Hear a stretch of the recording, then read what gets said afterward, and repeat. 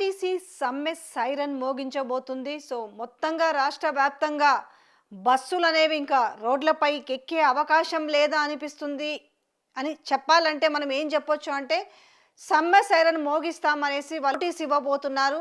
మరి వీళ్ళని పిలిచి మాట్లాడతారా? కాంగ్రెస్ ప్రభుత్వం వచ్చిన తర్వాత మళ్ళీ ఆర్టీసీ వాళ్ళ డిమాండ్ల కోసం ఆ డిమాండ్లు పరిష్కరించాలనేసి వాళ్ళు సమ్మె సైరన్ మోగిస్తామని చెప్తున్నారు.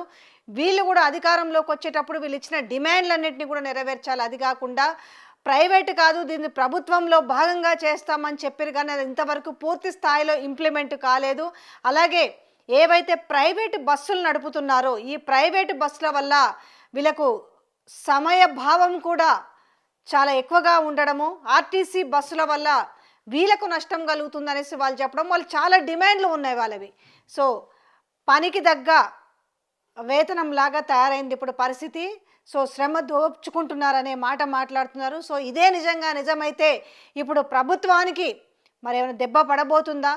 దీని ప్రభావం ఏ విధంగా ప్రభుత్వం పైన చూపెట్టబోతుంది అని అంటే నిజంగానే సమ్మె సైరన్ మోగిస్తే మాత్రం ఖచ్చితంగా ప్రభుత్వం పైన ఎఫెక్ట్ పడుతుందనే చెప్పాలి. ఎందుకంటే ముఖ్యంగా ఇలా ఆర్టీసీ అంటే మాట్లాడుకునేది విషయం ఏముంది అని అంటే అప్పులు ఆదాయాలు, వీటికంటే ముఖ్యంగా ఫస్ట్ గుర్తొచ్చే విషయం ఏంది అని అంటే ఫ్రీ బస్సులు. మహిళలకు ఇచ్చిన ఫ్రీ బస్సుల గురించే మనం ఎక్కువగా వింటున్న వైనం చూస్తున్నాం, ఫ్రీ బస్సులు. అయితే ఇప్పుడు ఖచ్చితంగా ఫ్రీ బస్సులు, అన్ని బస్సులతో పాటు ఫ్రీ బస్సులు కూడా ఇక్కడ ఖచ్చితంగా రోడ్లపైకి ఎక్కని వ్యవహారమే కనిపిస్తుంది. గతంలో బీఆర్ఎస్ ప్రభుత్వంలో కూడా తమ డిమాండ్లన్నింటినీ కూడా నెరవేర్చాలనేసి వాళ్ళు సమ్మె చేస్తామని చెప్పారు. దాని తర్వాత వీళ్ళకు నోటీసులు కూడా ఇస్తామని చెప్పారు విధుల్లోకి రాకపోతే. మరి ఇప్పుడు ఈ కాంగ్రెస్ ప్రభుత్వం వచ్చిన తర్వాత వీళ్ళు సమ్మె సైరన్ మోగిస్తామని చెప్తున్నారు. నిజంగానే ఆర్టీసీ కార్మికుల ఇబ్బందులను మరి ఏవైతే ఉన్నాయో వీళ్ళు కనుక అధికారంలోకి వచ్చేటప్పుడు మేము ఏమేమి హామీలు ఇచ్చినామో అవన్నీ కూడా నెరవేరుస్తారని చెప్పారు. సో ఈ నేపథ్యంలో మమ్మల్ని పట్టించుకోవడం లేదని చెప్తున్నారు. ముఖ్యంగా వాళ్ళ ఇబ్బందులంతా కూడా ఈ ఫ్రీ బస్సుల వల్ల వాళ్ళ ఇబ్బందిని తెలియజేస్తున్నారు. బస్సులు ఆక్యుపెన్సీకి మించి బస్సులు వాళ్ళు ఫుల్ అవ్వటము, దాంతో ఇబ్బందులు అవుతున్నాయి. ఇటు కండక్టర్ కావచ్చు, ఇటు డ్రైవర్ కావచ్చు, ఎంత చెప్పినా కూడా వినకపోవడం కావచ్చు. సో వీళ్ళకు ఎందుకంటే అదనపు డ్యూటీలు పడడం కావచ్చు, వీటన్నిటి రీత్యా కూడా ఒకటి కాదు ఏవేవైతే వాళ్ళ డిమాండ్లు ఉన్నాయో అన్నిటిని కూడా వాళ్ళు ఈరోజు ఆర్టీసీ యాజమాన్యము వాళ్ళకి సమ్మె నోటీస్ ఇవ్వబోతున్నారు. ఇది సమ్మె నోటీస్ అనేది మరి వెనక్కి తగ్గుతారా లేకపోతే సమ్మెకి దిగుతారా? ఈ ప్రయత్నం ఈ సందర్భంలో ఆల్రెడీ ప్రభుత్వం పైన చాలా విమర్శలు వెల్లువెత్తుతున్న నేపథ్యంలో సమ్మె సైరన్ గినుక ఉంటే ప్రభుత్వం మీద ఎలాంటి ఎఫెక్ట్ పడబోతుందనే విషయాలు ఇప్పుడు ఎక్కువగా చర్చలోకి వస్తున్నాయి. ఒకవైపు రైతు భరోసా గురించి ఈరోజు ఏవేవైతే 4 స్కీమ్లకు సంబంధించి ఈరోజు ఘనంగా ఇస్తామని చెప్తూ ఈరోజు పైలట్ ప్రాజెక్టు కింద మండలానికి ఒక ఊర్లోనే వీళ్ళు ఈరోజు లాంచ్ చేస్తున్న విధానము, ఇవన్నీ చూసుకుంటే ఎఫెక్ట్ పడే విధానం ఉంది. ప్రభుత్వానికి మీద వ్యతిరేకత వచ్చే విమర్శ ఎక్కువగా వినపడుతుంది. ఇక ముఖ్యంగా ఈ ఆర్టీసీ బస్సుల గురించి చెప్పాలి అని అంటే ఈ ఫ్రీ బస్సుల గురించి ఇవాళ అసలు ఆర్టీసీ అంటే గుర్తొచ్చేది ఈ ఫ్రీ బస్సుల గురించే ఉంది. అవి ఫ్రీ బస్సులు పెట్టడం తప్ప బకాయిలు చెల్లించడం లేదు. నెలకు 250 కోట్లు చెల్లించాలి, అవి కూడా పక్కన పడేసిరు. ఫ్రీ బస్ అని చెప్పి చాలా ఆర్భాటంగా చెప్పుకుంటున్నారు. వాళ్ళు బహిరంగంగా చెప్పకపోయినా వాళ్ళు విసుక్కుంటున్న వైనం కూడా గతంలో మనము ఆర్టీసీ డ్రైవర్లు మాట్లాడుతున్న వీడియోలు తీసుకొచ్చి మిర్రర్ టీవీలో వేసినప్పుడు ఎంత వైరల్ అయిందో చూసినాం. వాళ్ళ బాధ చెప్పుకోవాలి, బయటికి చెప్పుకోవాలంటే కూడా ఎవరైనా మీడియా ముందుకు పోయి మాట్లాడినా కూడా అమ్మో బయట చెప్తే మా ఉద్యోగాలు ఊడతాయేమనే పరిస్థితికి వచ్చింది. కానీ లోలోన వాళ్ళు పడుతున్న ఇబ్బందుల దృష్ట్యా ఈరోజు ఆర్టీసీకి సంబంధించిన విషయంలో ఈరోజు ఫ్రీ బస్సుల విషయంలో చాలా సమస్య ఎదుర్కొంటున్నామని చెప్పి, ఎందుకంటే ఫ్రీ బస్సులు ఇవ్వడమే కానీ బస్సులు పెంచకపోవడం, రద్దీ ఎక్కువ, రోజు కనీసంగా అంటే బాగా రద్దీ పెరిగింది. ఫ్రీ బస్ అన్నప్పుడు ఏముంటుంది, ఎక్కడి నుంచి ఎక్కడికో ట్రావెల్ చేయాలని అనవసరంగా ట్రావెల్ చేస్తున్నారు అనేసి రాష్ట్రంలో నలుమూలల నుంచి గుళ్ళకు ఆలయాలకు సో ఎక్కడికైనా పోవాలన్నా కూడా వాళ్ళ బంధువులు కలవడానికైనా అనవసర ప్రయాణాలు క్రియేట్ చేసుకొని పోతున్నారు అనే విషయాన్ని కూడా మనం చూడడం జరిగింది. ఆ వీడియోలని బస్సుల్లో కొట్టుకుంటున్న వైనాలు కూడా చూసినాము. అంటే రద్దీ ఎక్కువ, కానీ ఇక్కడి నుంచి ఆర్టీసీ లాభాల బాటలో నడుస్తుంది అనేసి ఒక మాట చెప్పారు. గతంలో మంత్రులు పొన్నం ప్రభాకర్ కావచ్చు, అలాగే సీతక్క కావచ్చు, మంత్రులు ముఖ్యమంత్రి కావచ్చు, కానీ ఆర్టీసీ లాభాల వల్ల ఫ్రీ బస్ ఇవ్వడం వల్ల ఆర్టీసీ లాభాల బాటలో ఎట్లా పడుతుంది అనే జోష్యాన్ని కూడా వాళ్ళు చెప్పడం జరిగింది. ఎట్లా అంటే గవర్నమెంట్ చెల్లిస్తే ఆర్టీసీ లాభాల బాటలో నడుస్తుంది అనేసి. మరి గవర్నమెంట్ ప్రభుత్వం అనేది ఆర్టీసీకి చెల్లించాలి కదా, చెల్లించని నేపథ్యంలో ఆర్టీసీ ఇబ్బందుల పాలే అవుతారు. దాంట్లో ఈ ఫ్రీ బస్సు వల్ల ఈ ఇబ్బందుల నేపథ్యంలో రావాల్సిన బకాయిలు రాలేకపోతే ఇబ్బందులు ఎవరికి ఉంటాయి? కార్మికులకే ఉంటాయి కదా. సో ఈరోజు ఆ కార్మికుల ఇబ్బందుల నేపథ్యంలో మాకు డిమాండ్లు నెరవేర్చకపోతే మేము ఖచ్చితంగా సమ్మెకు దిగుతామని చెప్తున్నారు. సో ఈ ప్రభుత్వం వచ్చిన తర్వాత వీళ్ళు సమ్మెకు దిగడం అనేది దిగుతామని చెప్పడము ఇది మొదటిసారి. మరి వీళ్ళ డిమాండ్లను పరిష్కరిస్తారా, వాళ్ళని కూర్చోబెట్టి పరిష్కరించి మాట్లాడతారా, లేకపోతే కేర్లెస్గా వదిలేస్తారా అనేది చూడాలి.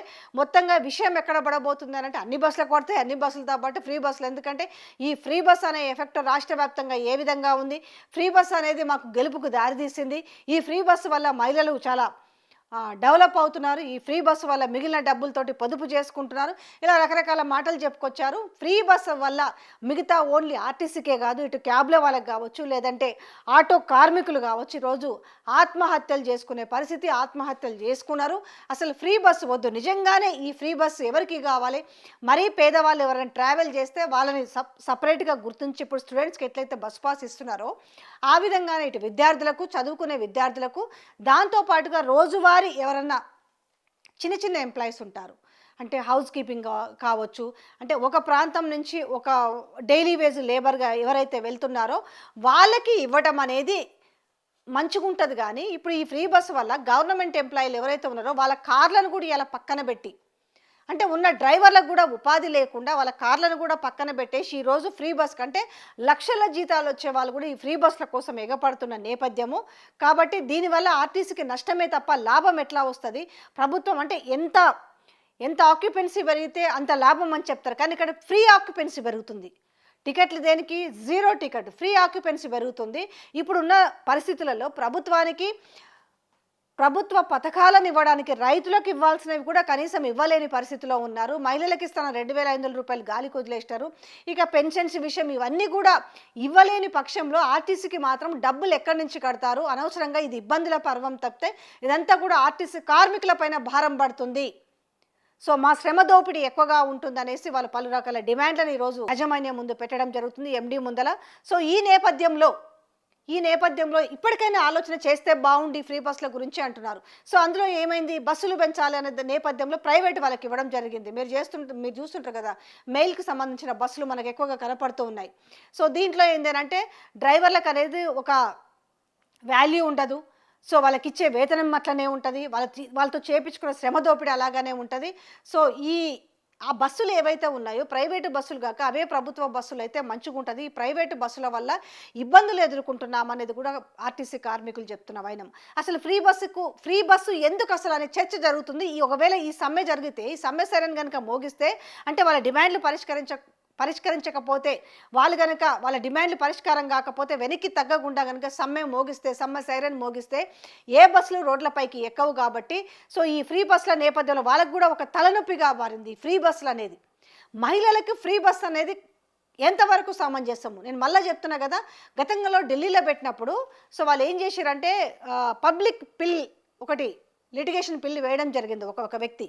అప్పుడేం చేశారంటే నిజంగా ఎవరికి అవసరం మహిళలకు ఈ ఫ్రీ బస్ అనేది, అసలు ఎవరికి అవసరము, ఎవరికి ఇవ్వాలి, ఎవరు ఫ్రీ బస్సులు ప్రయాణం చేయాలనే మీద చర్చ జరిగి వాళ్ళకి ఏం చేశారంటే అప్పుడు పింక్ స్లిప్లను జారీ చేశారు.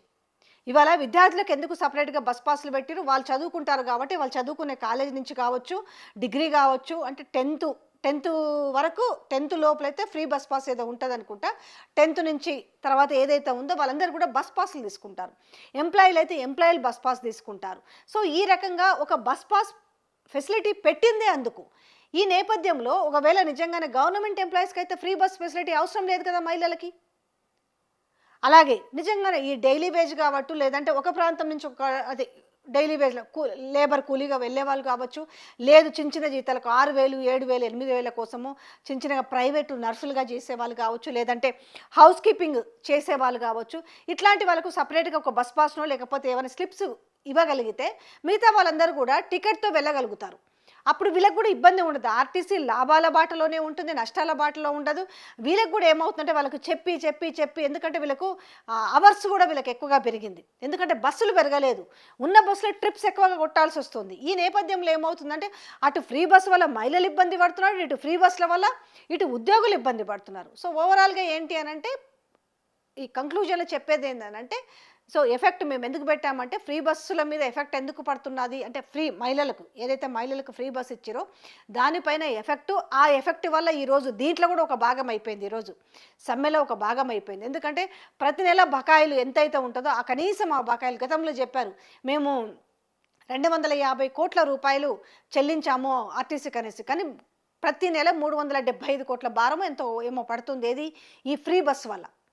అంటే ఈ ట్రావెలింగ్ అవసరం ఉన్నా లేకున్నా అంటే ఇక్కడ ఎక్కడ కూడా మహిళల్ని కించపరిచే విధానం కాదు. కానీ ఈ ఫ్రీ బస్ల వల్ల నష్టమేంది, ఈరోజు వాళ్ళ సమస్యలేంది, ఈ ప్రైవేటీకరణ అన్నారు, ఇక అది ప్రభుత్వంలో విలీనం అన్నారు. ఇవన్నీ నేపథ్యంలో కూడా ఏవి జరగకుండా అట్లనే ఉన్నాయి. కాబట్టి గవర్నమెంట్ వచ్చిన తర్వాత కూడా అట్లనే ఏదైతే ఉందో బీఆర్ఎస్ ప్రభుత్వంలో ఇది ప్రభుత్వంలో ఎప్పుడైతే దాన్ని మెల్ట్ చేస్తామని చెప్పినప్పుడు అక్కడి నుంచి గవర్నర్ నుంచి కూడా అప్పట్లో ఏదో ఆమోదం ఏదో రాలేదు. దాంతో నుంచి అది బ్రేక్ పడిన విధానం ఏదో కనిపించినట్టుంది. ఇప్పుడు వచ్చిన తర్వాత కూడా వీళ్ళు దాన్ని కంటిన్యూటీ చేయకుండా మళ్ళీ సేమ్ రెడ్డెచ్చ మొదలనే వ్యవహారం లాగా మొదలైంది అనేసి ఆర్టీసీ కార్మికులు చెప్తున్న విధానము. సో మరి ఆర్టీసీ కార్మికుల సమస్యలు పరిష్కారం అవుతాయా లేదా, సో ఈ సమ్మె నోటీస్ తర్వాత ఎలాంటి వీళ్ళ చర్చలు సఫలం అవుతాయనేది చూడాలి.